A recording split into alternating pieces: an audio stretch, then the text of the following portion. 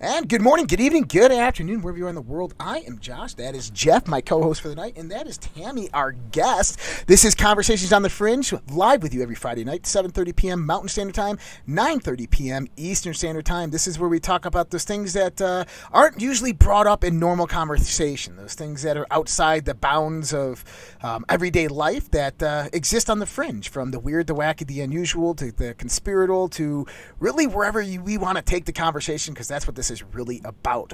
Our guest tonight, Tammy Garcia, is an organic lifestyle entrepreneur, holistic nutritionist, podcast host, radio show personality, health writer, and spokesperson for the Health Freedom. And tonight we're going to be talking about, well, I don't know, health, freedom, and we're going to be talking about life. We're going to be talking about spirituality. We're going to be talking about how to heal, take care of everything under the sun, I think. And Tammy, welcome to Conversation on the Fringe. How are you tonight? I'm doing well. Thank you so much for having me here. This is such an interesting time for me doing a podcast. I don't usually podcast at night, so I feel like I should have a glass of wine or something. Well, that's actually how this show got started, was beer. Yeah. We started this a few years ago, doing exactly that, just having beers on Friday nights while everybody was locked up during COVID, because then we could go out. Yeah. Pretty sure it's almost like to our anniversary day, like real soon. It is. Really? 2 years. Yep. Wow. So 2 years? Yeah, 2 years now, I think. Yeah. Yeah, 2 years of never going out on a Friday night. 2 years of not going out on a Friday night.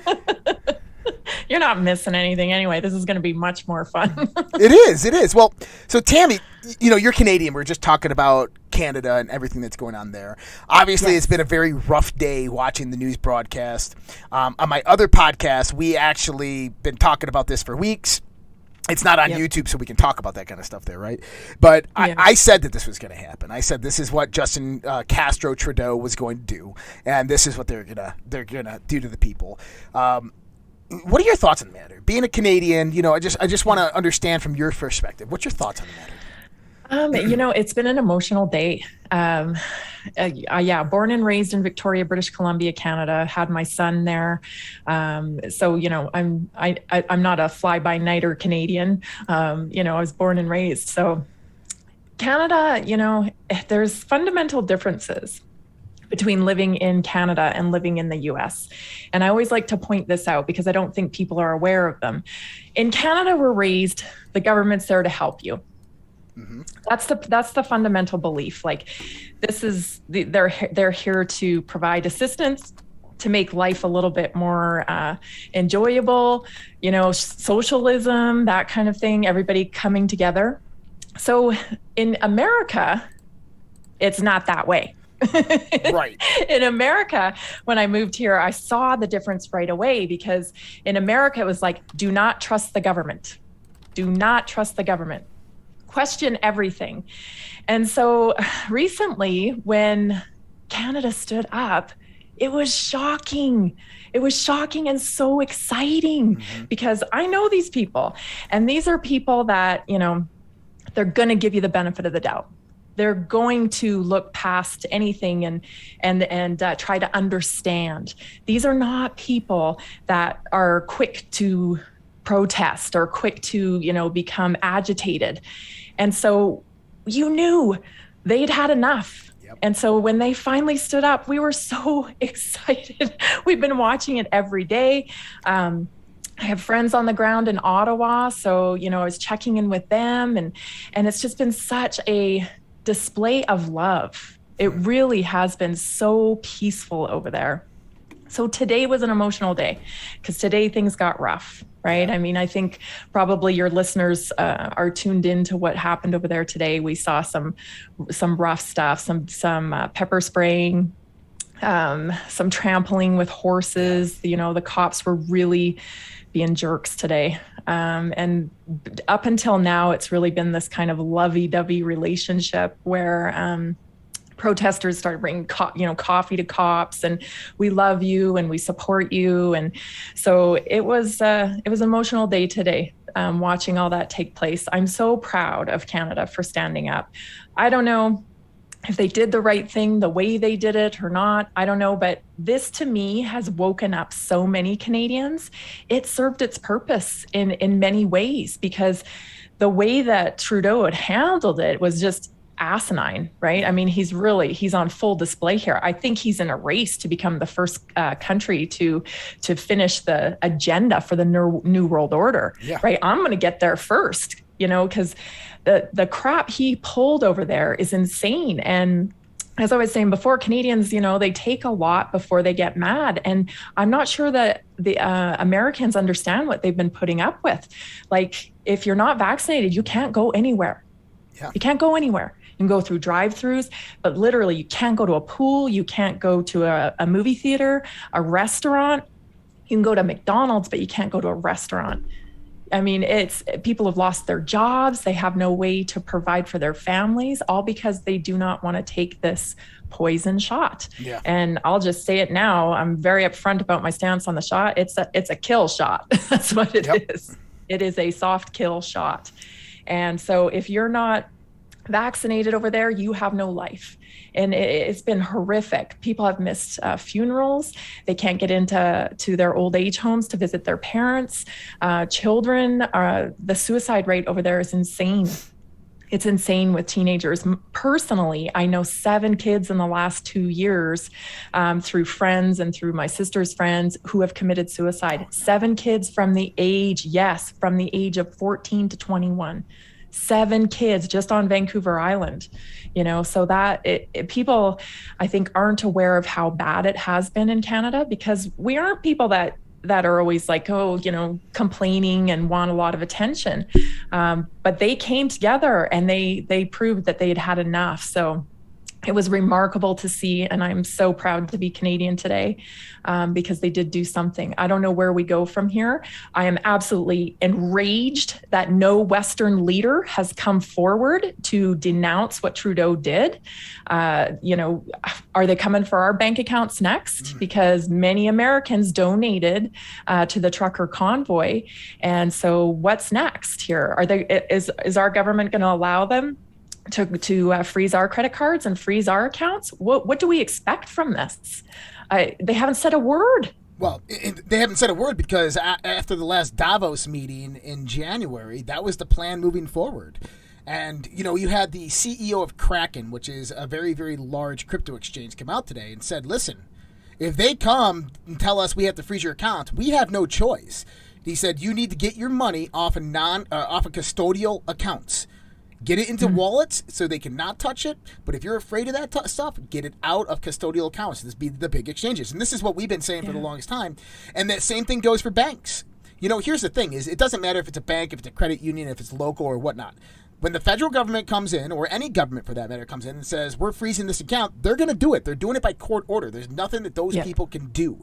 So, your money, and this is what we say. I mean, guys, getgoldtoday.com. Check it out. Get Gold Today. Kirk Elliott. Listen, gold and silver. If you have bullion in your safe, if you have crypto in a cold storage wallet or in a MetaMask wallet or whatever it might be, they can't touch it. They cannot come in. It's money that you have that they can't come after. But they're going to look. Tammy, you're right. They're going to. Nobody Western leader is going to speak out about it because it's all on their agenda. They're all moving towards this fascist, communist-socialist state, this totalitarian agenda, and for them, it's no holds barred because they can't afford to lose power. Right? I mean, we have the midterms coming up here in the United States in November. I know. What are they going to do to us next? That's it. And so, look at the propaganda created in World War III. Yes. Yeah, I agree with you. It was startling, to watch people I know get their accounts frozen and just be, trying to use their card over there and it wasn't going through. There's this disconnect. I think, people start to hear about the New World Order. They start to hear about social credit system, but for some reason there's a disconnect. Like, this isn't going to happen to me. And this is a huge thing for it to happen to Canadians, because now maybe they'll believe it. You can't get in your damn own bank account today. Hello, time to wake up. To wake up. What do you think? What do you think we need to do here in the U.S. to support? I mean, because for us, we might see everything that's going on, but since we're not there, we really truly can't understand what the feeling and the emotions that they're going through. How do you think that we should go about approaching, supporting the Canadians? That's a great question. I felt helpless most of this week, and I was offering support, just talking to people about what they should do, because some people aren't in Ottawa, but feeling like I need to support. Get out there. If you're anywhere near Ottawa, you should be there. If you're not near Ottawa, then you should be at your local protests, because they are happening. They're happening in Victoria, British Columbia. They're happening in Toronto. Edmonton, all over, they're happening. And so the more we can get out and express ourselves in numbers, because you guys probably know as well as I do, that's the only thing we have. We have our numbers, right? And our non-compliance. That's what we have. That was one thing that I was like, I was really shaking my head for the last 21 days that they've been there. You're supporting the truckers, but you're going out with a mask. Stop. You have to take personal responsibility. And I know it's uncomfortable. I've been shooed out of many shops, but I have not worn a mask, and I will not. I have not traveled. I've not been on a plane, because I will not wear a mask. I'm not participating in your theater. And that's how everybody has to be, because imagine if when week 1 they rolled out with this nonsense, right? I mean, it took me a week to do studying on masks just to make sure I had all of my facts right, that I knew absolutely the mask wasn't going to help. Once I knew the mask wasn't going to help, well, this is a lie. Now I'm on to you, right? Yeah. If you're going to lie about that, then it's fair game. You're probably going to lie about a lot of things, right? So once I realized it was a lie, I can't do it. I cannot do this. This does not align with my values. I'm not a liar. I'm not an actress. I'm not going to play along with your little theater games. Too many people did. Could you imagine if we had all said, no, I'm not wearing a mask? Where would we be today? Yeah. Right? Where would we be? Where we are now. That's right. That's right. I think the courage of the few that stood up first, because that to me is what really sparks the global Absolutely. awakening. That once you see a few people stand up, then you feel more aligned, that you feel free. You have more people that think like you, and that's what grows. And I think that's the courage and the love that you want to show support. Yes. I think that's what we really need to focus on right now. Yeah, the courage is contagious. Let me tell you, I was in a number of groups online and social media that were geared towards supporting the convoy. And once people started taking their masks off, think about this, you guys. We live in Colorado, right? Yeah. So we've been able to make that choice. I'm in Weld County, which is, we do what we want here pretty much. We haven't been listening to a lot of what our governor says to do. So we've not had a mask mandate in Weld County. It's been mostly by choice. Of course, you have to respect business owners when they, wanted to enforce that. But, there was plenty of places to go in Weld County where you didn't have to wear a mask. But once I started sharing these pictures of people, they've been wearing a mask for 2 years, you guys. They're wearing them at work. They're wearing them in pools, in recreation centers, double vax, triple vax, wearing a mask in a pool, in a public pool. Well, mind blowing, right? It is. So I start posting all these pictures of people taking their masks off, and guess what? More, yeah. Because courage is contagious. Love it. You also have this, I don't know if anybody else has noticed it, but we call them, vaccidents now when there's accidents, but there has been a significant cognitive decline in a lot of people. Yes. Unbelievable. I'm so glad you say that, because we talk about that all the time around my household and in my circle.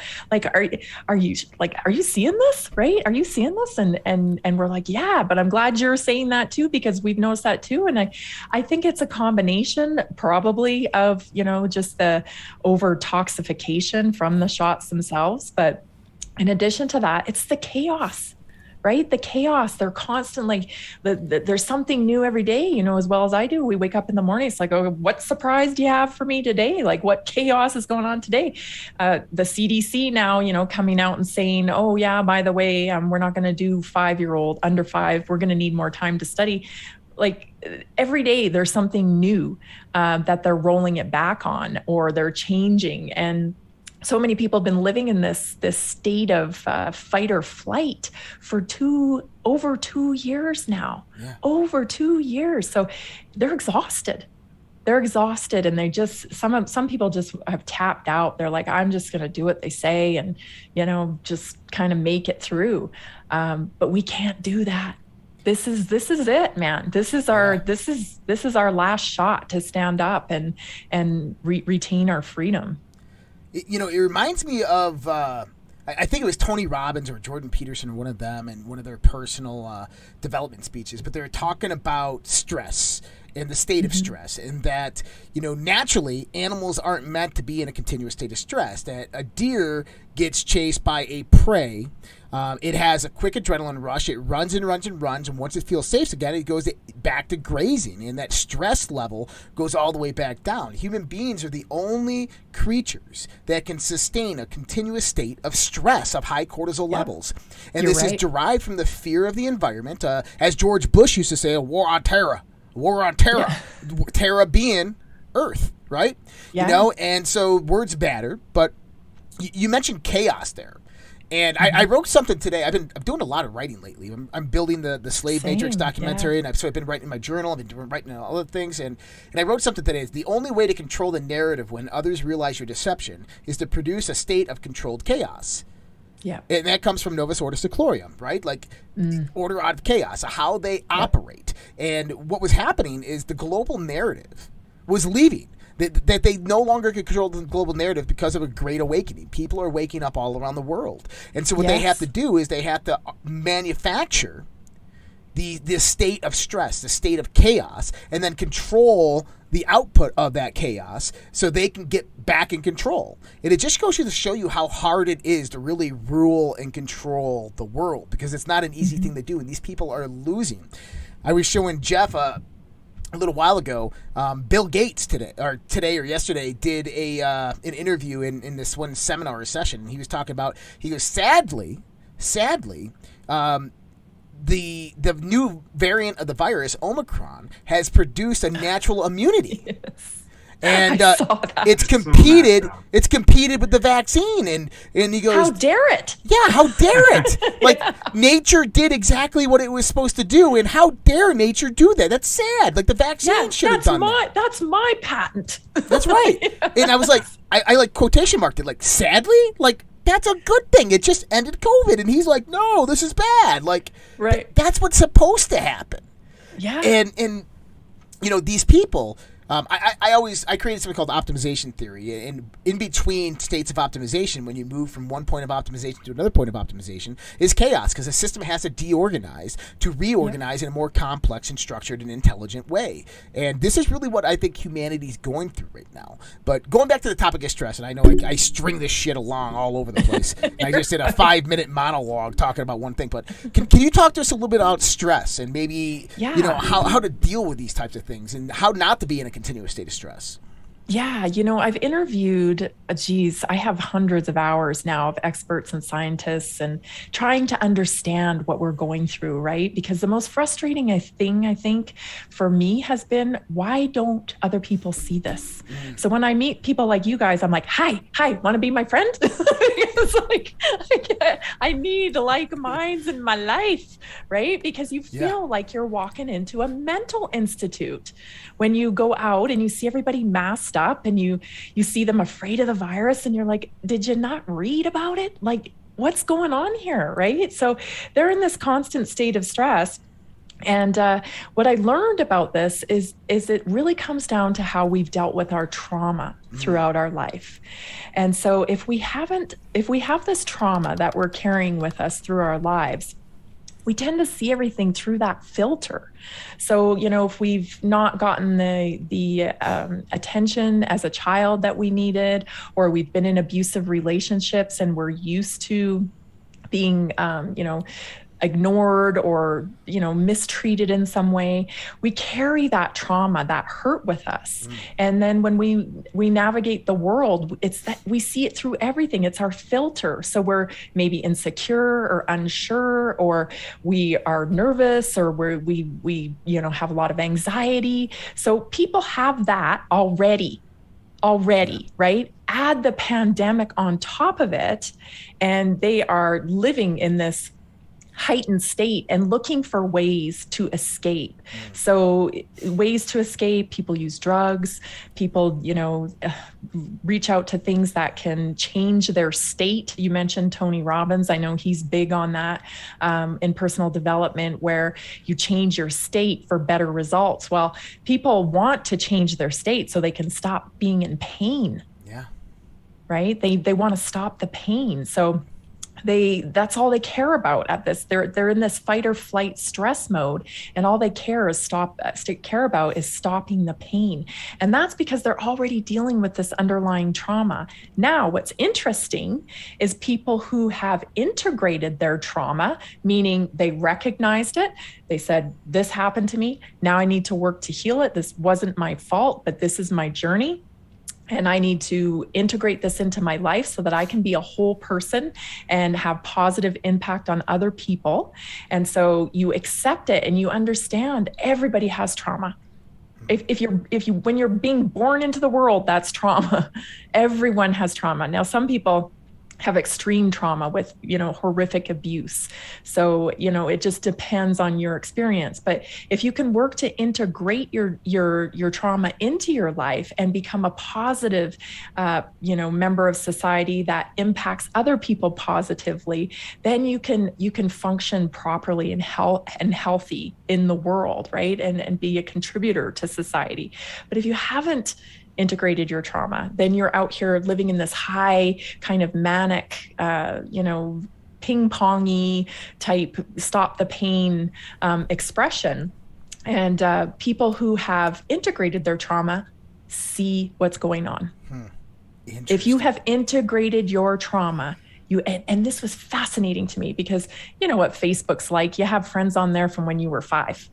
Yeah. Somebody you met in kindergarten, and all of a sudden you're this person's friend on Facebook. You start to see their kids, you start to see their lives, and then lo and behold, they know what's going on. It's like, yeah, shout out, you integrated your trauma. You see the truth. You're able to accept it. You know why? Because you're a confident individual. You're confident in what you do in life. You don't care about getting pure approval. You are confident enough to know that you are a capable, beautiful human being that has every right to express themselves in whatever truth they see, right? Without having to worry about what other people think about you.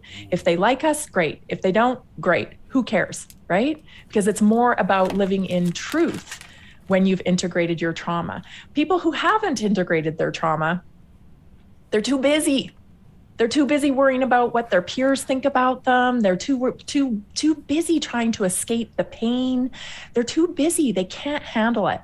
Now, I learned that from Meredith Miller, who is a trauma coach who I interviewed on my podcast. So it was a wonderful, eye-opening thing. Yeah. And it helped me be more compassionate instead of just wanting to punch someone in the face because they don't get it. Because you're like, why don't you get this? Well, they really can't. They're just dealing with so much stuff. They want to stop the pain, and that's their primary goal on a daily basis, is stopping the pain.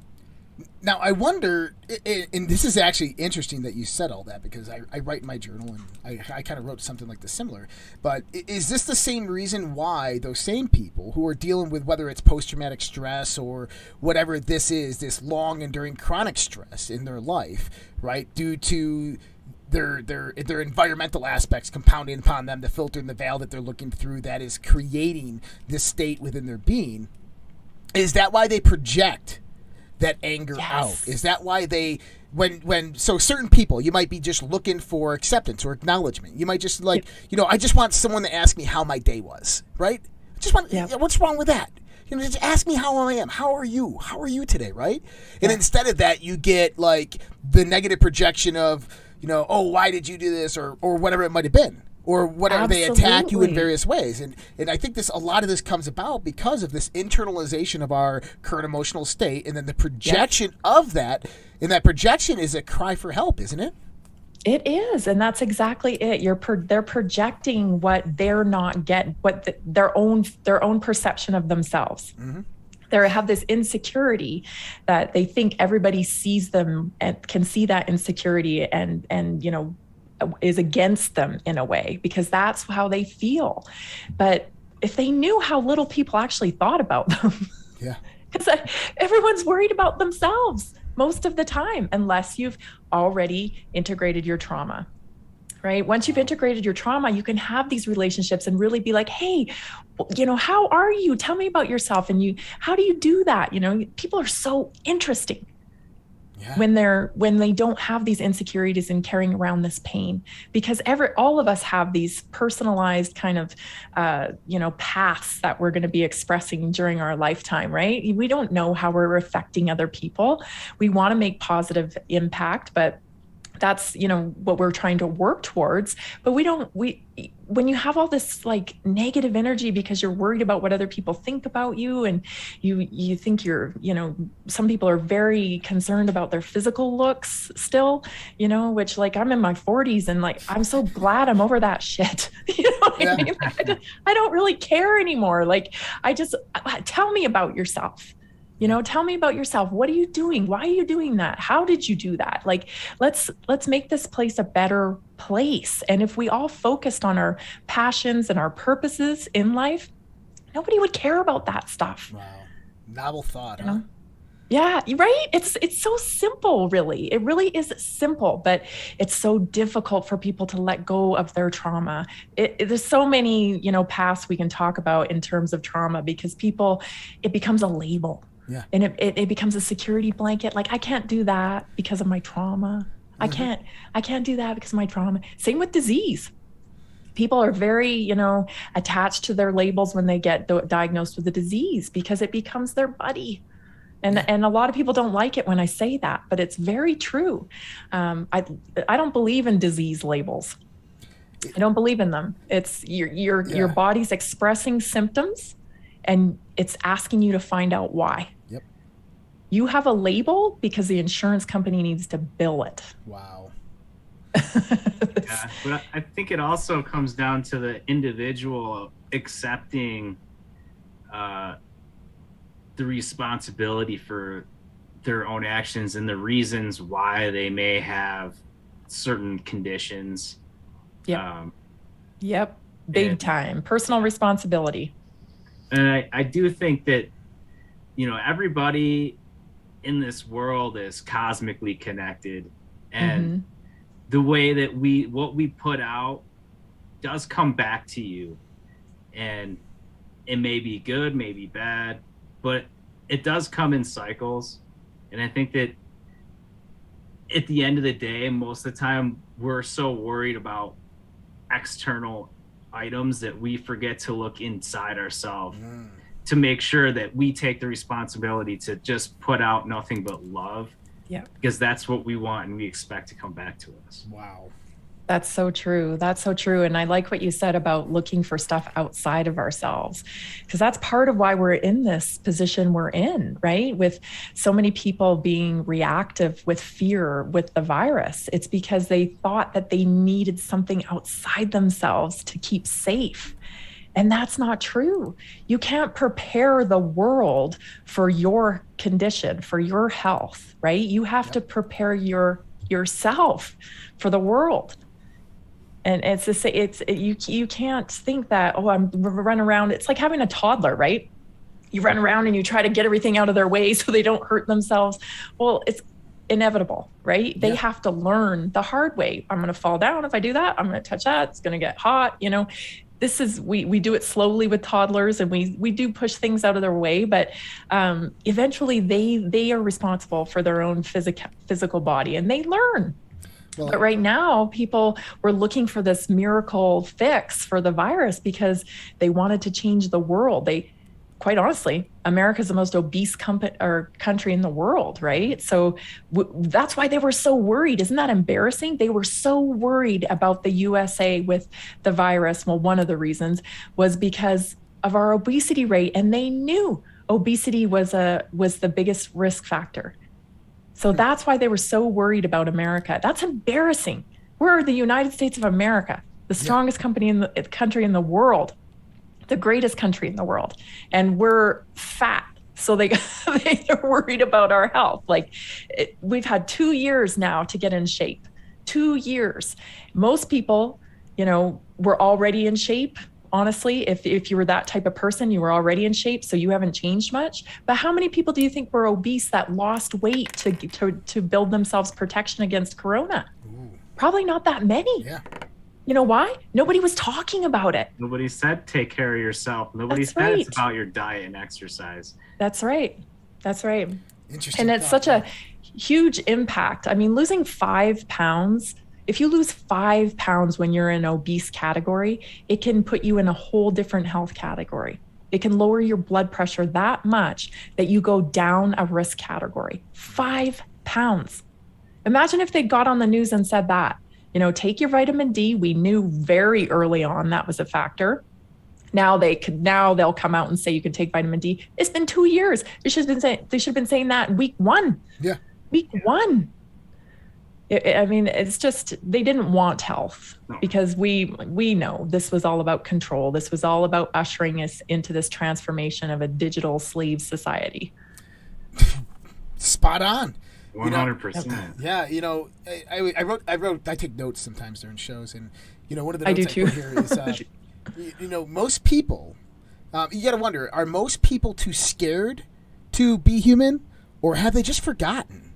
Because you get so wrapped up in the externalization of the world, the emotion that's being spun at you, the psychological warfare that's been spun at you, that you forget who you are. You forget about how to just be freaking human, how to have consideration, compassion, love, and respect for other freaking people. Jeff, we were on a walk one night, walking my dog one night, and he's like, man, why can't people just realize it and just exist? Like, at the end of the day, just exist. Once you come down, you let everything go. You let all your stresses, your anxieties, your fears, you let it all go. And if you just existed for a minute, you'd come to a point of single realization of who and what you are, and that it doesn't matter what other people say or other people think or other people feel about you, but instead how you do that for yourself. What do you think of yourself? What are you building yourself into? How are you moving your life forward? All these different things. And if you just existed for a moment in the day within yourself of who you truly are, more people would probably realize that. But I'm wondering, do we forget how to be human? I totally agree with you. I think that the fear of death has been so up front and center. People have, because this is where all the fear comes from, right? What else are you fearful of? What are you fearful of, right? They're fearful, everyone's fearful of dying. That's the main thing. So if you haven't done the inner work to understand death, and like you said, you don't get those moments to just exist, imagine being afraid to die all the time. Yeah. You spend your whole life fearing death only to die. You've wasted your living worrying about dying. And that's why we're in this situation as well, because we don't deal with death in the Western world like we should. Right. There's no understanding of it. And there's so much fear around it. People like us, we understand energy, we understand God consciousness. So it's like, whoa, we're just going to go on to the next form, and this is kind of exciting. Finally, I'll get to see the truth. Maybe, This is kind of how I look at it now, especially now that my kids are older. When my kids were younger, it's scary, a little bit more worrisome because you worry about them, missing you or whatever. But as they get older, it becomes easier. It becomes a lot easier to let go of any fear that you have about death. But we don't deal with that in our culture. And there are other cultures that knock it out of the park. Yeah. They know how to deal with death. They mourn and they do it out loud. It's not this hushed, everyone quiet in a funeral home and somber, and nobody's allowed to scream and cry. In other cultures, they scream and cry, and they go through, a walking period where they pace and they mourn, and they get all of that, grieving, because grieving is energy. All our emotions are energy, nervous energy, grieving energy, love energy. This is all our vibrations, right? We're electrical human beings. We vibrate all the time, and our emotions kind of control those vibrations. And so grieving is a physical thing, not in the Western world. In the Western world, you put on a black dress and you sit in a chair and you dab your eyes with Kleenex. That ain't normal. That ain't normal. No, it's definitely not like a celebration of life, right? Right. Like, it's more or less like forgetting everything that happened throughout that person's life, and forgetting the beauty and all the crazy different scenarios in the universe that actually came together that produced that life in the first time. And that's so beautiful. And I think we completely forget how profound it is that we actually are here now anyways. Exactly. And the worst thing about sitting through a funeral that I can't stand is when the person eulogizing them is describing them. I'm going, who are they talking about? Because they've got this kind of fake, because they're trying to be nice. They're trying to present this person. Don't do that at my funeral. For God's sakes, don't do that at my funeral. Just be honest. Yeah. Just be honest, because this is what makes us so unique and so beautiful. Our ugliness is beautiful, right? That's part of being human. But we have glossed over everything in this virtual world that we live in. Right? We live in this virtual world now where everything has to be perfect and filtered and beautiful. And we're losing the beauty of life because we're losing the anger. We're losing the roughness, the mistakes, the crassness. Like, this is all part of life. I'm sorry. I don't know where you're living, but these are real humans here. We all get mad. We all say things that are not, appropriate at times or what. This is life. And this is what makes life so beautiful. They're trying to take all that away and live in some strange, utopian, glossed over virtual reality. I don't want any part of it. I don't want any part of it. I'm very well read on certain topics, but now that I think about it in the sense of mythology and mysticism and esotericism, when talking about death, at least the last few hundred years, it quite literally has been demonized. Now think about that. We wear black. We wear blackness. We wear darkness. It's more of a ritual than anything. Yep. We're taking the people, we're embalming them full of things that are unnatural, and we're throwing them into the underworld. I mean, just think about that symbolically for a minute. Oh my goodness! Like, no wonder why we have such a problem with death. We haven't been able. How can you know what death is if you truly haven't lived, right? I mean, it's I came to the conclusion a long time ago. I like doing processes of deduction, right? And you just look at everything that there is, and you try to bring everything down to the simplest form that you can know of and understand. And I call this the ultimate paradox, is that if you can't, can you define nothing? No. The moment you define nothing, nothing becomes something and it exists. So therefore, nothing has never existed. Nothing can never exist. And the mere fact that nothing's never existed means everything has always existed, which means that this state, this being that I'm in, is always going to exist no matter what form or shape it takes. Right. It's an evolution of energy moving to certain points of optimization. And that's right. When you come to that realization, you get scared of the process. How am I going to die? Right. But you're not afraid of death itself. And that's the difference. And I think people need to come to that realization and maybe change their perspective and their rituals behind what death is in their lives. Yeah, I couldn't agree with you more. It's that's such an interesting perspective when you talk about it. Like, it's true. Like you're I'll tell you, I was there when my mom passed away. I've been present with a few people that have passed away. So when my mom passed away, I'll tell you straight up, I was relieved. I was relieved. And at first I thought, wow, what a strange feeling, because I felt like happy and relieved because she was in so much pain. Yeah. she was in so much pain. So, but then I immediately thought, well, that's not how I'm supposed to feel, right? I'm supposed to be sad, right? And so there's this conflict of emotion, right? It's because you're just dealing with it and going with it. But then, she was gone long before, because the process of death is laborious. Mm-hmm. It is a labor. It's like backwards labor. So when you have labor actually into the world, you're being pushed out into the world. When you're dying, you're laboring and slipping away. And it couldn't be more evident than if you've watched somebody slowly pass away. Naturally pass away, like naturally. Yeah, yes, where they're everything starts shutting down, and but once her spirit was gone, the room was different. Yep. The room was different. Her energy was gone, and it went somewhere else, and it was okay. It was okay, because I just felt like it was okay. This pain was over. Mm-hmm. And I think we tend to worry about, like you said, how we're going to die, what's going to happen to us. But also we worry about our loved ones, how they will feel. Like with my mom, she was more worried about how her girls were going to handle it than herself, because that's how you are as a mother. You worry about how everything else impacts everybody else before you worry about your own self. I think that's just kind of a mom thing. Yeah. But so get right with that. Get right with that. Talk about that with your family. Like, my kids know their energy. They know their energy. They know I'm energy. They know our energies have been together forever and always will be. Right? So when we transfer, each of us transfers over into this new energy, that field that we're going to be in, we're always going to be connected. Mm-hmm. You mentioned something about forgetting how to be human. I'm a true believer that, we have ancestral energy within us as well.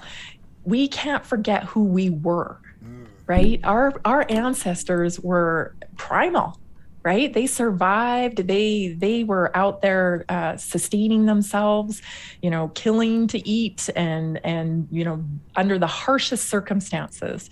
And many of us have forgotten that. That's your blood. Right? Your ancestors is that blood is flowing through your veins, right? So don't forget that in this time, because we're going into a harder time. I think we all know that, where things are going to be different, right? Yeah. We're going to see hard times ahead. There's going to be a financial crisis. There's going to be, there's going to be fallout from these shots when people finally realize what they were. There's going to be a bit of, chaos, and it's going to lead to some hard times. People need to reflect and remember who they were and where they came from. I love that. Chine-Stokes breathing, by the way. So for people that don't know this, is what Tammy just said there about dying, it's reverse birthing. And she's absolutely right. It's when someone slow dies, they actually go through breathing patterns called Chine-Stokes breathing. And it's like they're almost hyperventilating, and they'll slow down, they'll hyperventilate and slow down. I learned this because my last puppy, I mean, he was 16 years old, little Pekingese. And he started going into these breathing patterns. And I'm like, what the hell's going on with him? And then he would run around, he'd be okay, then he'd go into these breathing patterns. And I looked it up and I go, oh my God, he's dying. And sure enough, he died the next day. But then I saw it, and I've seen, people die before, but I've seen it on videos as well as gunshot victims and so forth. They'll sit there and they'll go into these breathing patterns, and it's the body preparing itself for death. There was a survey done with first responders, asking them about the time of death. And this was a psychological survey done with them, and also with certain victims who were asked this question. So basically, is what the number one asked question of severe injury when first responders arrive is, am I going to die? Wow. And most paramedics and first responders, their first response is to comfort the person and say, no, you're going to be okay. And what they found out is that person has a rough time dying, especially when those paramedics know that they're most likely going to die. And so now paramedics, or from what this study was saying, is that they've encouraged paramedics and first responders that if they know that person's not going to make it, they'll let them know. Be like, no, you're probably going to die. And they did this to, they had 5 people that this happened to. very, very severe accidents. One person, they said their whole bottom of their body was severed. And they asked him, am I going to die? And the paramedic said, yes, you are. And he goes, okay, thank you. And he goes, make sure everybody knows I love them, and said his piece, and he passed on peacefully. Right. Isn't that the power of truth, though? I mean, yeah. Isn't that what we all seek? Yes. I mean, if you don't seek the truth, then what is it that you really want? Yeah. That's a really good point. And yeah, I think if we can come to peace, I mean, think about that too. Do you want your last few hours of life to be in this heightened state of panic, where you're in anxiety, or would you like to be able to just get a hold of it and sit in peace and maybe, have a talk, or just be in the presence, or hold someone, or, just be okay with it, knowing that your energy and you're moving on to the next phase. But that's a big part of this pandemic is people's fear of death and irrational fear, right? Irrational fear. It has been eye-opening to seek to understand, because I always really do try to do that. I need to understand, help me understand where you're coming from, because I don't want to go into this, state where I don't like people, or I'm so angry with them that I can't tolerate them. I just need to understand you.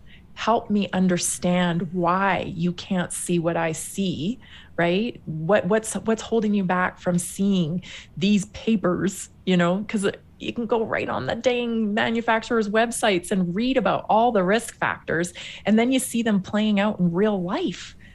So why is that so hard for you? Well, it's because I have this fear block. I have this fear block, and this is my answer. And I don't want to let go of the answer, because then I have to act differently. Then I have to take different steps, and I'm too scared to take different steps. Okay, well, now we know, and so we can start to work on that fear and helping you understand that you don't need to be in that fear state. You can take vitamin D, you can lose some weight, you can move your body on a regular basis, right? Yep. You can do so much to arm yourself against disease. I don't know why you would want to rely on a cloth mask and a shot that's going to make you sick. Why would you want to do that when you can do 100 things? Eat clean.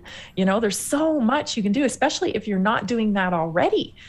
For people who've been like myself, and probably you guys, you've already been doing that. Mm-hmm. So what can we do? We have to think, well, I guess I could add more vitamin D. Oh, I guess I could go on some quercetin. I guess I could take, more zinc, up my, other vitamins or whatever. I guess I could do that. But it's harder for us because we're already doing all that stuff. Somebody who hasn't done any of that stuff throughout this time, well, the sky's the limit. I got 100 things you could do to protect yourself, but a cloth mask ain't one of them. Right.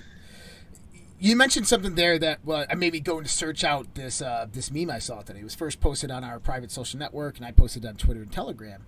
But it's why people can't see the truth. And this is Yuri Bezmenov, former KGB informant who was later killed in the United States. Yeah. And he says, exposure to true information does not matter anymore. A person who is demoralized is unable to assess true information. The facts tell him nothing. Even if I shower him with information with authentic proof, the documents and pictures, he will refuse to believe it because they've been so demoralized. This is a tragedy of the situation of demoralization. Now think about that. Oh yeah, that's dead on. That makes me think of when I interviewed David Icke, and he explained to me about these tactics, right? This, put the mask on, sit down, take the mask off. Oh, put the mask back on to go to the bathroom. Oh, 6 feet away. Oh, this is all designed to break down your self-respect. Yeah. Right? Because if I have to do something like wear a mask when I know that does not work, but I'm doing it just to go along to get along, I lose a little piece of my self-respect. Yeah. And that's what all these measures have been about. It's about demoralizing us and making us lose our self-respect. Once we have no self-respect, well, then we don't have confidence to speak out. Yeah. Right? We don't have confidence to model what we want to see in the world. And that's what they want. So it's dehumanization. So it's dehumanization. We're too afraid to be human. Exactly. But so people are they turning us into like dogs? Pavlov. Yeah, But then it's as for training. dogs, It's training. guess what? You can't blame a dog for being a dog, right? I Yep. mean, is that the point they want to set? Yeah. Yeah, it's very true. The problem they have, the glitch in the matrix, I like to say, is people like us, because we have what David Icke calls renegade minds, meaning we're like, why are you doing that? Right? Like what? And you've probably been that way your whole life, right? Yeah. In kindergarten or whatever, you're like, no, well, why are we doing that? Well, what's up with that? Why would I do that? Right? Why would I wear that? Those hurt. I wouldn't do that. Like, these are just the type. I think he said there's 5% of the population that is just that way. They come out of the birth canal being like, well, what's up with that? Why? Yeah, that don't make sense. Exactly. Those types of people that question everything. But there's a curse and a blessing to that, because I said this the other day to somebody. It's like, I wish I could live in La La Land. Right? I wish I could just go around and think, oh, everything's going to be fine. And, sometimes I do. Not really. I mean, I'm grateful for my experiences and my journey, because it's exciting to evolve and grow into, higher consciousness and more knowledge. But how easy is that life? Right? Well, ignorance is bliss. Right. How easy is that? You don't got to worry about your kids, because, they'll be fine. They'll just go along to get along and everybody's fine. And, gosh, that's easy. I can't imagine that, here, in my household, we play whack-a-mole all the time. It's like, well, you can't go to that convention because they require vaccination. You can't go to that one because, but, oh, look there's one over here. Like it's complicated when you're coordinating lives and trying to remain free in the United States of America. I think it's no longer the United States of America.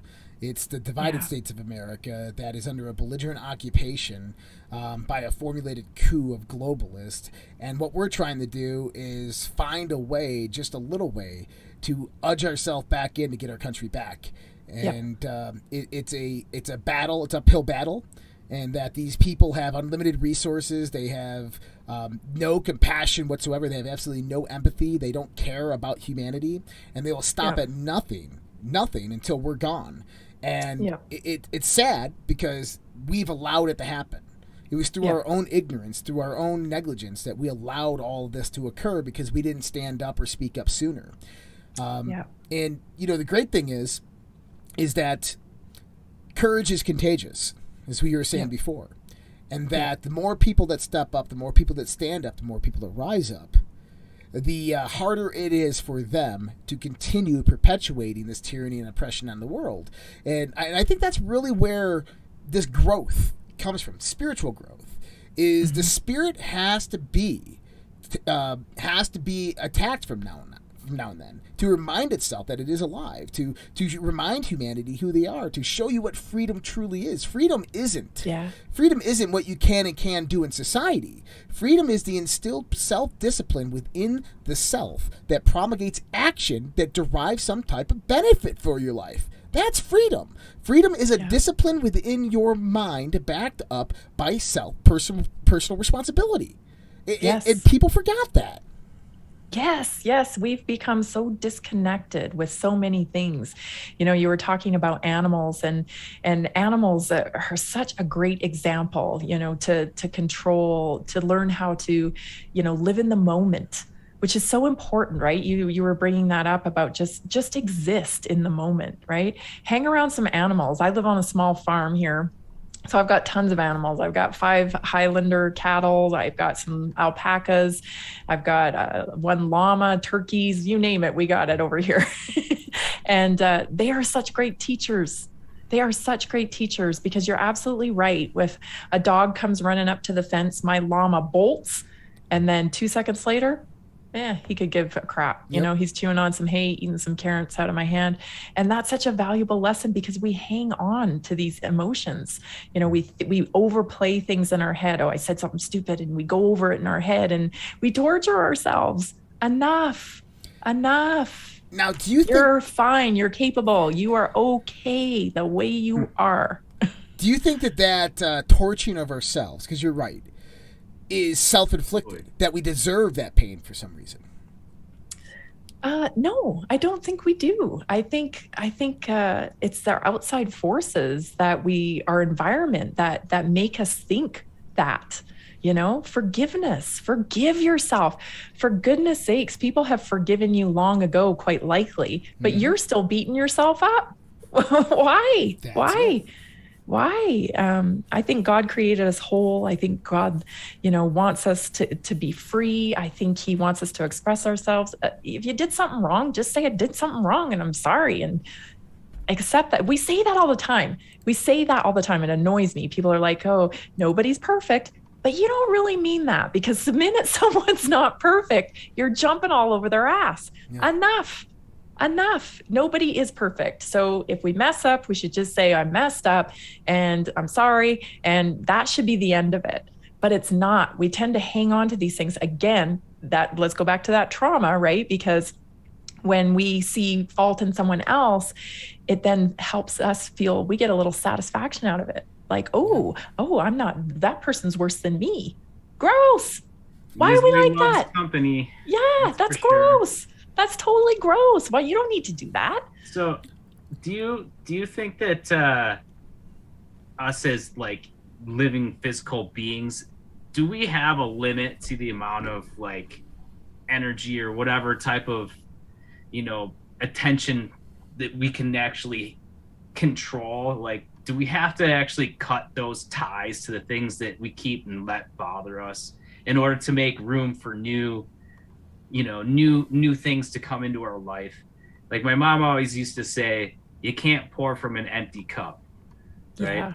The cup might not always be empty, but sometimes you have to clean the cup and then refill it.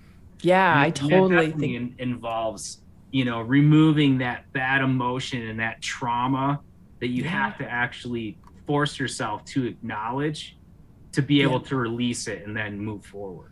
Yeah, I think the devil's best tools are fear, worry, and doubt. Right? This is the evil. That's evil. Fear, worry, and doubt is evil, right? And I think your mom's absolutely right. You have to, just live in your vibration, right? Like live in it, and just say everything that's happened to me was purposeful. We don't know why yet, maybe, but it is.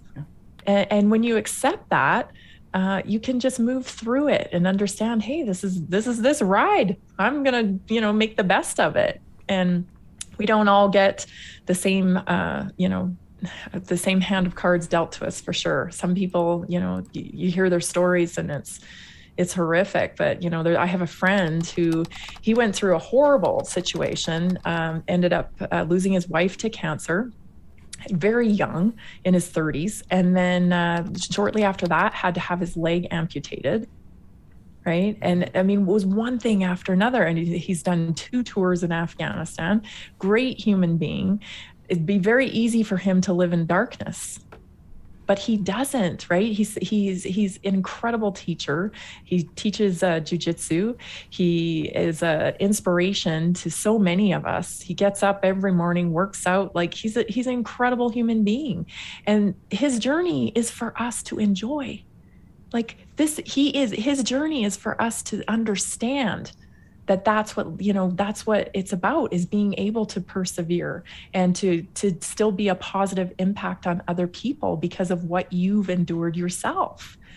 And so many people take on shame and hurt because of what they've done. Like drug addicts say, people are recovering drug addict, and then they kind of, pull away from society and have all this shame about what they did.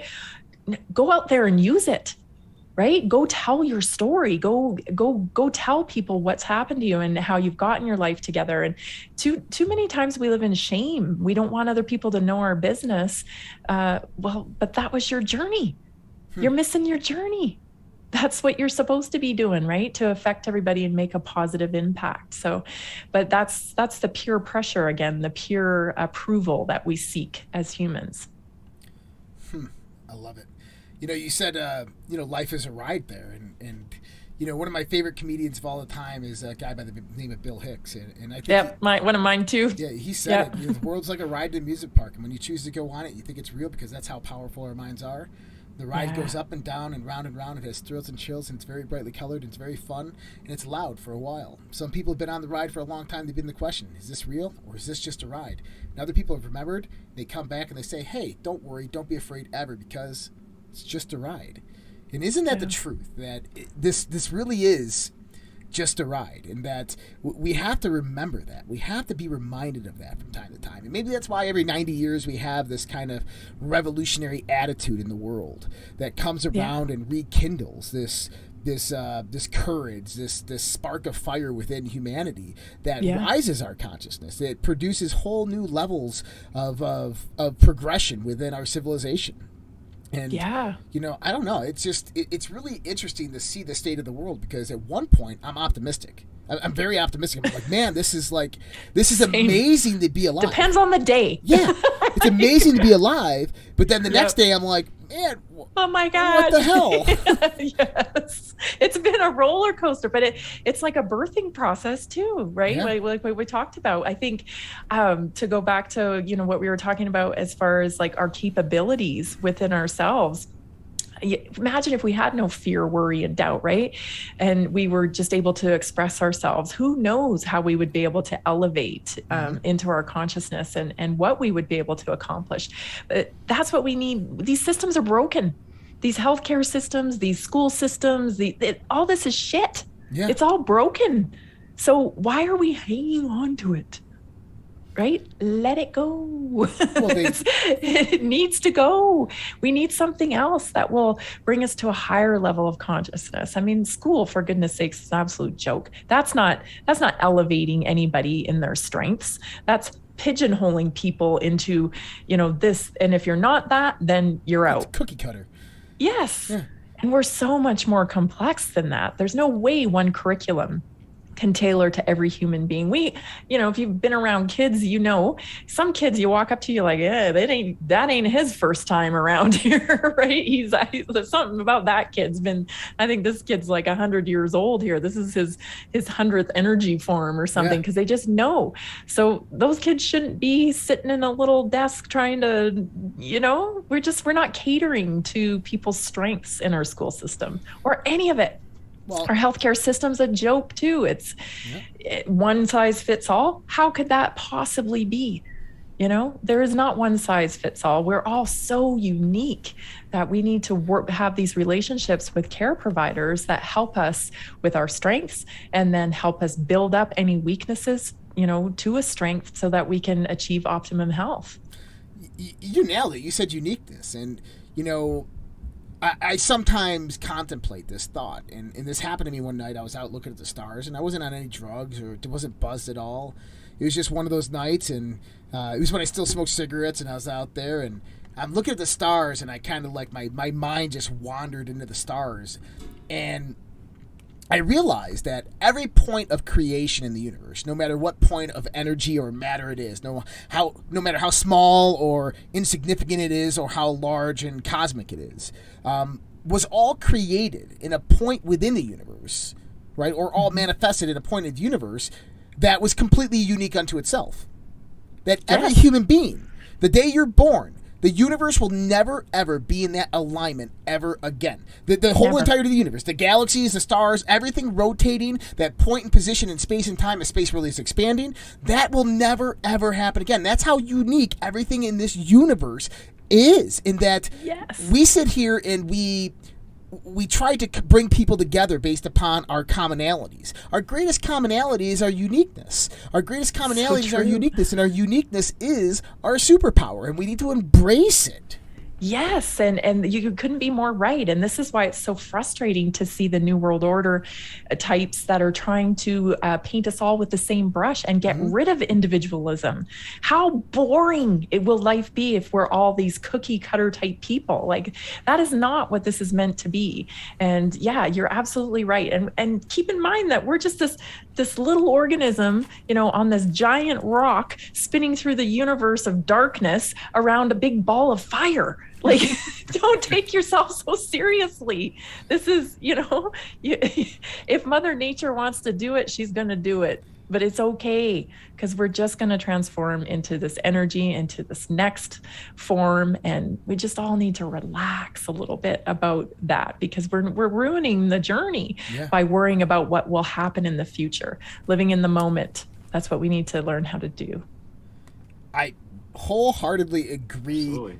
And, you know, it's almost like we're all coming to a precipice. We're coming to this culmination, right? It almost feels like, and I know this just isn't me, that we're all waiting for something to happen. We're all waiting for this one global event to occur, and then we say, or person to come and save us. Well, and as much as I love it, I disagree with that, because I don't think we need someone else to save us. But no. But it's also, it's like, we're all waiting for something, and once that something happens, it's like game on, right? Yeah. The game's already on. Agreed. The game's been being played for a long time. Yeah. We're just waking up to the fact that we're actually pieces on the board. Yes. And that's all we can affect is us. Yeah. Right. So all we can do is be who we want to be in this whole game of things. Right. Which is, I'm not going to be the person who wears a mask in this game. I'm not going to be the person who waits for a savior. I'm not going to be the person who gives up my freedom willingly or does anything willingly that I don't want to do. That's not my role in this game. Mm-hmm. My role is to be Tammy. I'm going to be myself. And whatever happens to me, because that was my journey. But when you start giving up your values and you start giving up who you are, you're getting away from your journey. You know, you're getting away from your purpose. And why? Because of fear. And again, back to fear, what's fear? It's death. So really, people need to resolve this issue with death in order to be able to live truly free and experience the most we can on this particular journey. So how do you define fear? I love asking people to define words for me, especially in their own perspective, because it gives me a better insight to what that is truly in the absolute truth. So how do you define fear? You know, fear to me is something that overtakes your mind. So you have it in the back of your mind all the time. Everything that you think about is partnered with fear. Mm-hmm. So I can't go here because I've got this worry. And again, it's this kind of dark shadow about death or about how you're going to die or pain or whatever it is. But it's an accompaniment to your entire life if you're living within fear. Mm-hmm. So your brain is being half occupied by this issue all the time. Imagine if you didn't have that monkey on your back, right? You could just think about and enjoy in the moment what you're doing and get into your creativity, get into your flow, and just let all that go by. Like, how much brain capacity would you fill up? It's a nuisance. Fear's a nuisance. You know, it's a mind virus. I think that's what David Icke called it. We don't have a virus. We have a mind virus. Because it's swirling around in here all the time and occupying space that doesn't need to be occupied, and it keeps us from what we really want to do with our lives. Interesting. I like that. You're right. It's the embodiment of fear within the body is this impedance within the progress of our life, of our spiritual development, of our physical development. Have you ever heard of something called? Well, you probably not. Scooby-Doo, the Scooby-Doo effect, but it's called the Scooby-Doo analogy of fear. I don't think so. No. It's probably because I made it up, but I made it up many years ago.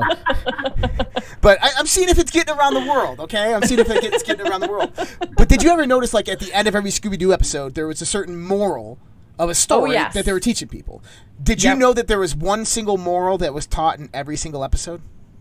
It was a repeating moral over and over and over and over again. I watched it all the time as a kid, and I think back on it. Yeah, I'm trying to think back now. So like they pull off the masks, and we could have done this if it weren't for you meddling kids. So was it? Well, fear? You ready for it? Well, it is, and this is what I want to teach everybody out there: is that fear is nothing more than every criminal that they caught in there, every ghost, every alien, every monster was nothing more than a human being in disguise. And the moment that you took off that person's mask, you defined who they were, and you disempowered them, and you empowered yourself. And this is a metaphor for fear, that fear is nothing out but something that's undefined within your reality. And the moment that you go out and you set out to define it, to learn about it, you disempower that fear against you and empower yourself with the knowledge of what it is. That's beautifully put, and so true, because knowledge is the antidote to fear. Yeah. It truly is. I mean, back years ago, one of the reasons why I started my podcast, I was inspired to start a podcast, is because I myself harbored fear of disease because of my family history.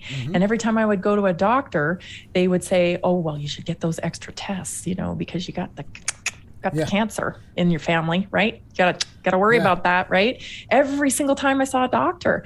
And so I started to build up this internal fear of the disease. And then I said, no, like what is cancer? This is what I need to learn. And so I just dug in and I started learning, and I learned so much that I was inspired to start sharing the information through a podcast, because I wanted other people to not be fearful of disease. You have so much more control than you think.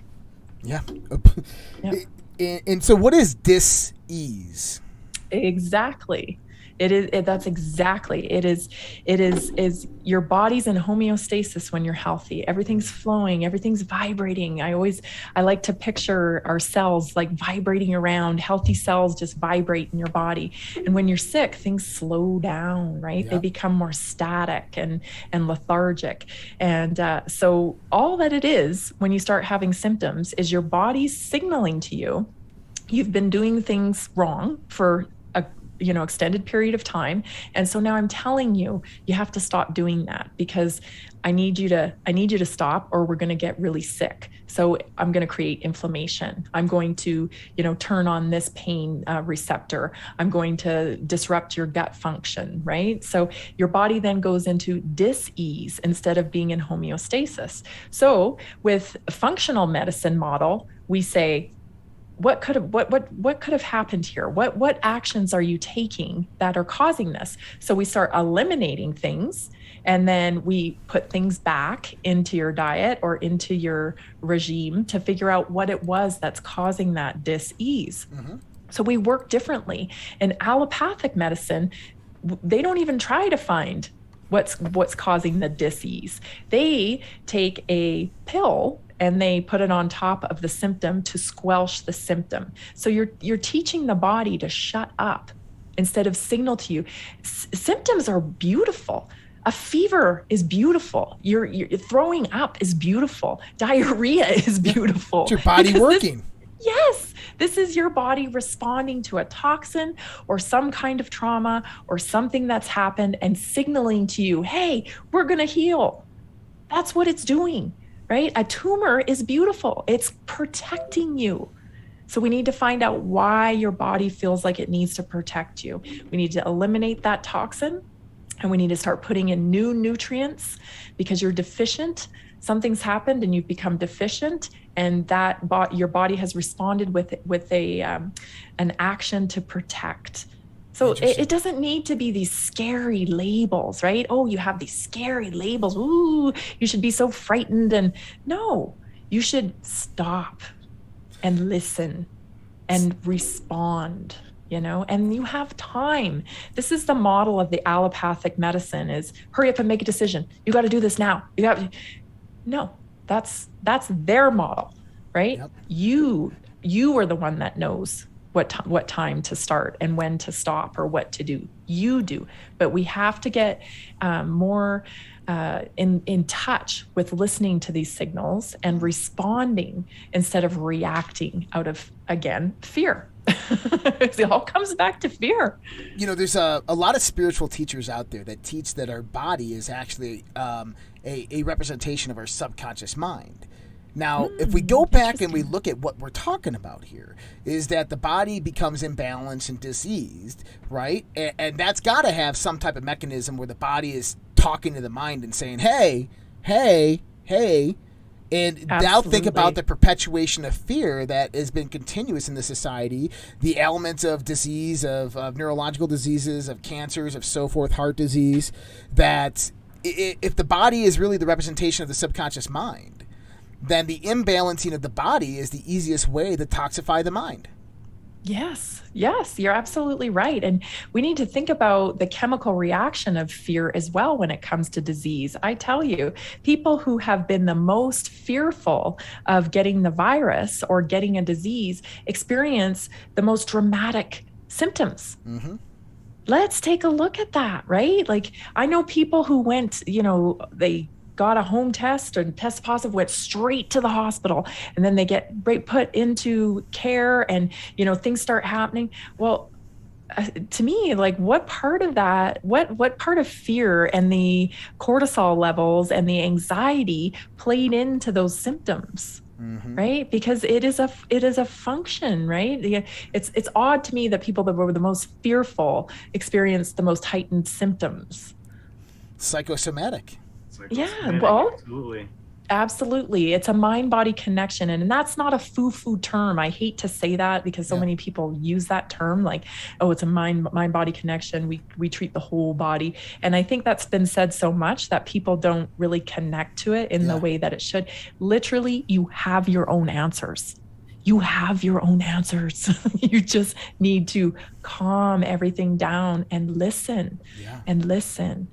So that's hard to teach, but it's a lifestyle transformation. And that's what I focus on, helping my clients and whatnot, is helping them, make these neurological connections as to why they need to transform their life. Because it's not about looking good in a bikini. That ain't going to sustain you, right? You wear a bikini 5 times a year. That's not going to be, if you're lucky, that's not going to be what drives you and sustains you throughout health. It's going to be the reason, why you want health freedom and why do you want that? Because you need to understand why these big chain operations you shouldn't be eating at them. It's not because they make you fat. It's because they're downright evil. Yeah. They're downright evil. They're not doing anything for your health.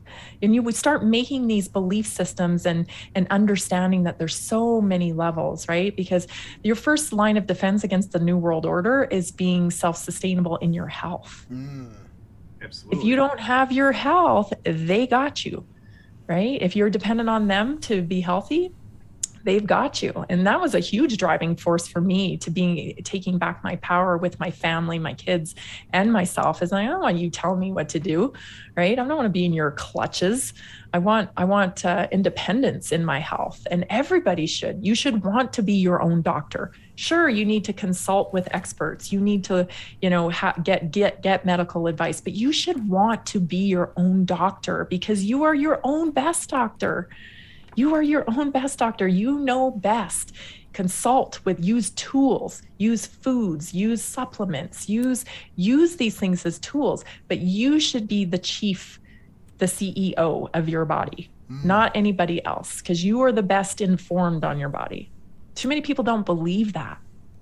Well, and belief is a big thing. And, during my spiritual journeys in life, I questioned whether belief was a necessity for life. That what if we just lived in a mindset that was devoid of belief, that we don't accept anything?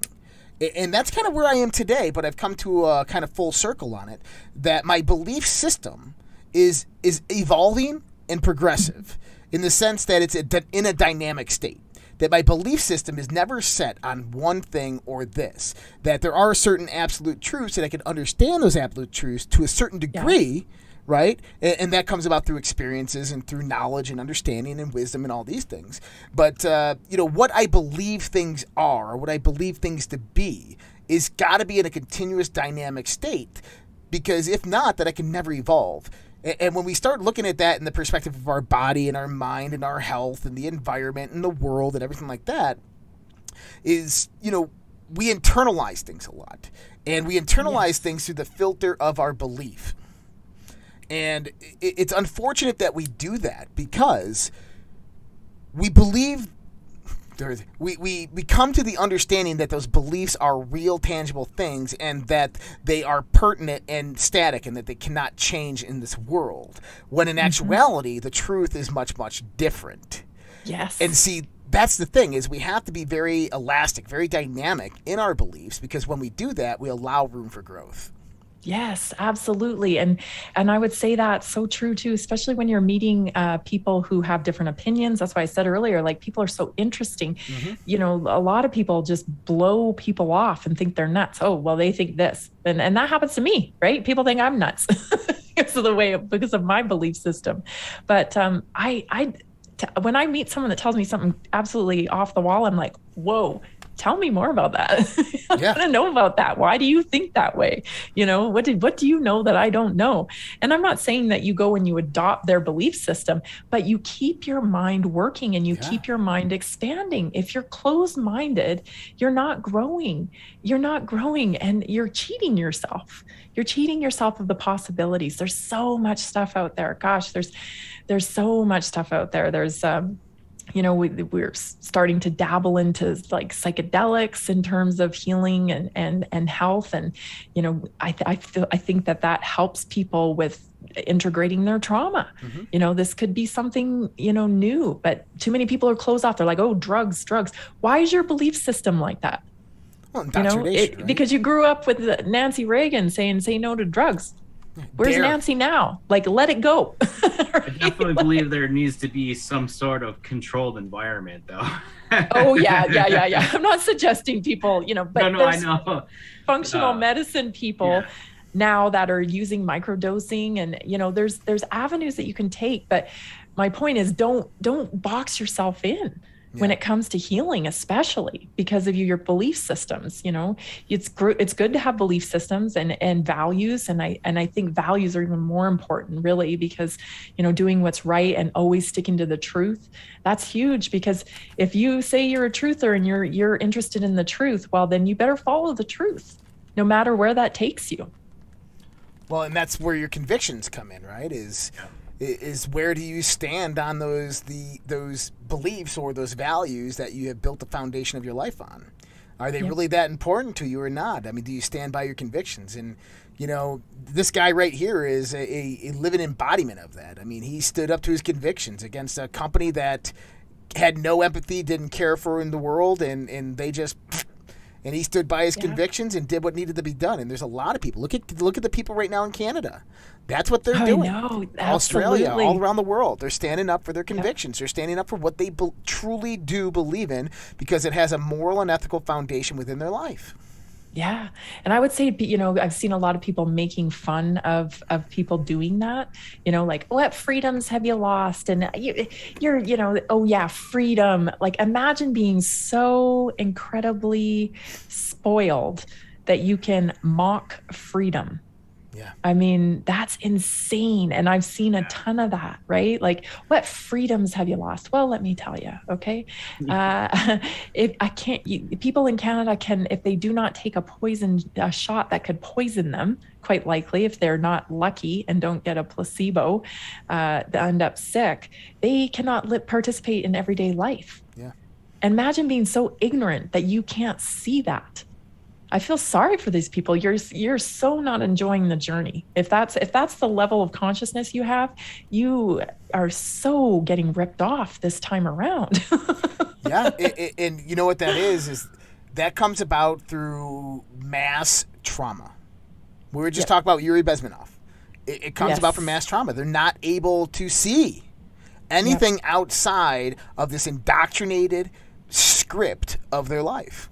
Yep. And then they have their own personal trauma, like we talked about underneath that. Yeah. So they're just playing a game of whack-a-mole, you know, just trying to survive every day. They're not taking the time out to sit with these issues and research them and read on it. They're not there.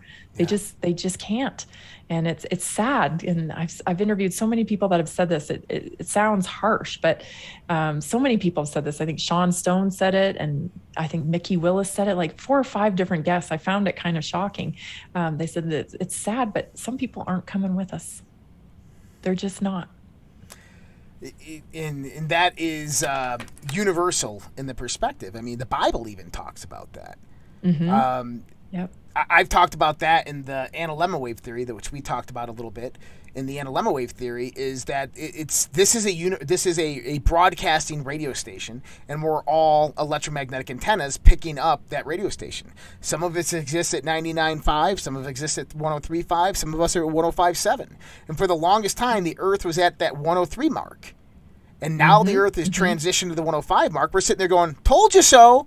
You guys didn't listen to us. And those people at 103 are going, what just happened? The world, what? Yep. Nothing makes sense. And those people at 99 are going like, you guys are all evil. You didn't lose any freedoms. You have no idea what you're talking about. Right? But those people at 99.5, those people at 99.5, they're not coming with us. No. Because they've made that conscious decision not to evolve, not to bring about those mind-body relationships, not to develop them, not to have an open mind, not to consciously expand, not to learn something new, or to learn something that they did not know, because that, to me, that's the only true form of evolution, is when you learn something that you did not know, that you did not know.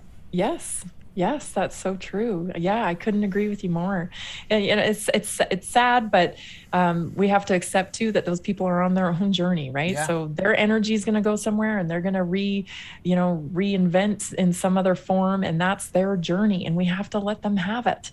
We can stand by them and try to walk through the forest with them, but we can't do the walking for them. Yeah.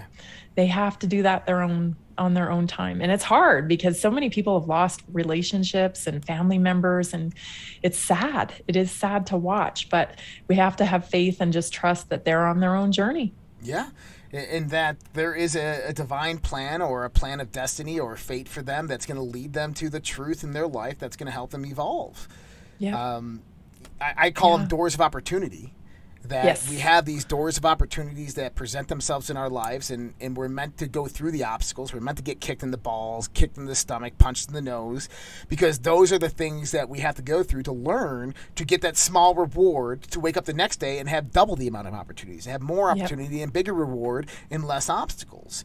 And, we're progressing like that right now as a civilization, as humanity. And that we have to stand up to those obstacles. We got to take the punches in the nose, and we got to go out there and win back this world, or whatever this darkness and evil is. They will continue to consume it, and they'll consume us as well. Yeah. And we have to start getting people to think about what it's going to be like when we win, too. We talk a lot about what's going on, and it's dark, but what if we win? This is a new frontier now. We lose these systems that have been dragging us down and causing disease and, causing hate and causing war. What do we do if we win and we evolve past this and we start everyone starts living in a higher consciousness and we start vibrating higher? Are we going to start being able to teleport or what? This could be exciting. It could be the new golden age. Yes, exactly. Something we don't spend enough time thinking about, right? Because we create in our visions, right? We create what we want, and we don't spend enough time thinking about what we really want. We tend to short ourselves, we just want this. I want this house, this piece of land, or this would be good enough, Yep. Forget that. Think about it. What would it be like to be able to, talk telepathically? Spend a little bit of time thinking and dreaming about that kind of thing, and the whole vibration of the globe starts to elevate, right? And that's what it's all about, is getting that vibration up, full of love and laughter and creativity and creating things. That's what's going to bring our vibe up, and that's what will defeat darkness, not this constant attention on the doom and gloom and the losing part of this battle. We have to tap into that. We have to spend more time tapping into that high vibration. So true. That's the big transition I've been going through. My last few years have been focused on the doom and gloom. It's been focused on what they're doing, because I want to warn people. I want to show them their playbook. But we don't spend enough time on what happens when we win. Where's the hope in the world, right? And so I've been making that transition myself to say, look, you know what? This is going to be glorious when we win. This is going to be more amazing than we can ever imagine. And Yes. that, in the end, God is always going to win. Freedom's always going to prevail. But, there's no time limit on that. That could be 1,000 years down the road. It could be 500 years down the road. If we don't stand up and make a stance now, we lose. Yes. And that losing is not a world that I want to live in. I'd rather live in the world where we win. And you're right. Yeah. We have to bring about the discussions of what that world is. Yes, because we haven't even started really talking about how we can design the world that we want to live in, right? We talk about it, and it's just like the novel 1984. It's the mind virus that they get you focused on them so much that you spend all your time thinking about what they're doing. That's what they want. We have to break out of that cycle, and it's hard. And I'm not saying I'm the best at it, but I try to be conscious about spending a bit of time dreaming and thinking about where this could go, right? This new frontier of sorts where, we have better capabilities and we have better tools and we work together more and we're less competitive with each other and more supportive and realizing that we don't need to be jealous or anything like that because we're all unique individuals. We can prop each other up, hold each other up because we're not in competition here. It's like apples and oranges. There's no competition. We're just all here doing the best that we can. And I think that's the future. That's the new frontier, letting go of all this. Oh, this person has that. And this materialism. Ugh, it's gross. Yeah. Let's get rid of it. I'm ready to move on. Me too. 100% in agreement. Yeah. Tammy, that was awesome. Thank you so much for joining. That was a quick hour and a half. That was an hour and a half already. That was a quick hour and a half. We covered a lot, and there's a lot of stuff that I learned in there, and I now feel a lot better about myself. Moving forward in life. So I urge everybody out there to go visit Tammy. We just shared her links right there in the chats. You can find her at TammyCuthbertGarcia.com. That's TammyCuthbertGarcia.com. As well as naturallyinspiredpodcast.com or livenaturallyinspired.com. Please visit her. All the links are in the description boxes below. Tammy, what do you have coming up? Do you have any events and what's going on with you? Yeah, in the next, I'd say in the next 2 months or so, I'll be launching a digital course on holistic nutrition. A little bit different than people might have been accustomed to. I focus on lifestyle transformation. So it's really about, like I said, making those neurological connections so that you want to do it. It's not about willpower, guys. There's no willpower needed when you know why you're doing things. So we focus on that. So that's coming up. I have lots of interviews scheduled for the next, I think we're 12 weeks out already. So we're going to be talking a lot about understanding with some psychologists and stuff, because this is really a deep need. There's a lot of pain here. And there's a lot of deep betrayal, which is something we didn't really talk about, but we are going to be talking about that on my podcast. This betrayal, like other humans didn't stand up for us. So, they're mad. The other side of the coin, they're mad at us because we didn't take these shots, but we're mad at them because they went along with everything so easily. There's a very deep betrayal between human beings right now. So we're going to talk about that. And of course, we'll always bring the latest information on COVID and whatnot on our daily show, Naturally Inspired Daily, where I just try to find articles that are so important that aren't getting any space in the mainstream media. So we cover those too. Awesome. Sorry, we got a spammer in there. I'm removing that. That's, yeah, I think that sounds interesting. You know what? You're 100% correct. It's there is a lot of thoughts of betrayal, and how do you deal with that, and how do you move forward after you've addressed it? Yes. Yeah. Because there's a lot of betrayal. I had a lady who's just the nicest lady. And she just went off in my comment section about, she's not going to forgive these people. And I totally wholeheartedly understand where she's coming from, but we have to understand that not forgiving hurts us most. That's right. It. So, we need understanding. And so I'm going to try to help people through that process as much as I possibly can. And of course, just work through it and bring that information to people. We just had a podcast with Dr. Mark McDonald. He's out there. He's a psychiatrist, and he composed a letter where he just flat out said, no more child abuse. I will not see anybody in my office wearing a mask. This is child abuse. I mean, that was bold of him to put that out. He is a psychiatrist in LA, in Los Angeles. So this is what we need, though. We need people like this standing up and saying, nope, this is enough, because wearing a mask is now turning into a mental illness. Wow. I'd love to talk to him. So maybe you can make that introduction. And when your course is ready, let me know. I'd like to get that out to our audience, because I think quite a few of us would probably be interested in that. So we'll definitely put that out for you. Great. Tammy, this was a delight. Thank you so much for coming on. I can't wait to actually have you back on. So I would love to come back on. Yeah. This is going to be great. This was like a totally fun party Friday night for me. This is like nerding out on Friday night, but this was like awesome. This is a good Friday night. This is what we do every Friday night. Just conversations just like this.